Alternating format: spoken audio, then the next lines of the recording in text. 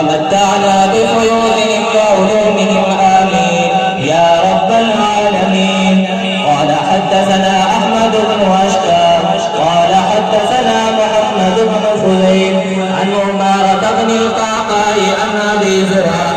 عن أبي هريرة رضي الله تعالى عنه وعنهم أجمعين قال قال النبي صلى الله عليه وسلم كلمتان حبيبتان إلى الرحمن خفيفتان على اللسان ثقيلتان في الميزان سبحان الله وبحمده سبحان